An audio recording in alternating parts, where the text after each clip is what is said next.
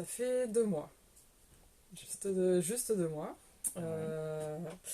Et c'est une technique que j'avais envie de pratiquer depuis un petit moment et que je n'avais pas eu l'occasion de pratiquer ni en stage pendant les études, ni lors de mon précédent poste. Euh, alors, j'avais déjà plutôt un bon aperçu de ce que c'était avec les cours qu'on a à l'école, surtout qu'il y a quelques cours pratiques.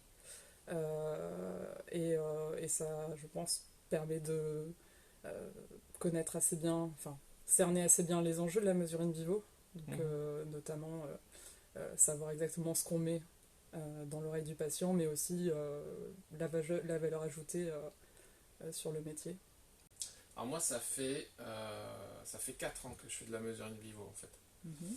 Et je m'y suis mis au moment où j'ai créé mon entreprise et c'était l'occasion en fait de me remettre en question.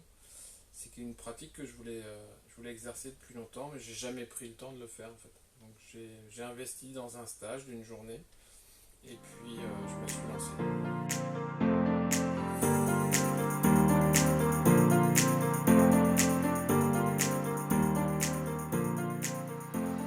L'image que j'avais de cette technique, c'est que c'était une technique objective qui donnait plus place à l'improvisation. Donc elle me plaisait beaucoup, mais j'avais vraiment une image de-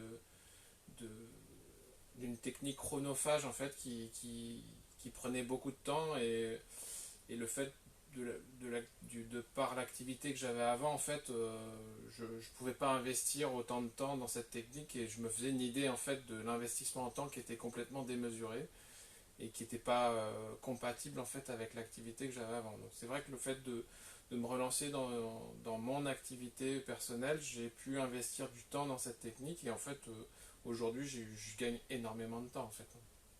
Et les conseils, juste il faut pas avoir peur de se lancer. C'est vrai que enfin, moi c'était aussi mon cas, on est dans une routine de travail déjà ou une méthode de travail bien installée.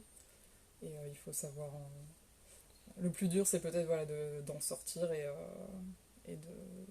d'accepter de se tromper au début et de tâtonner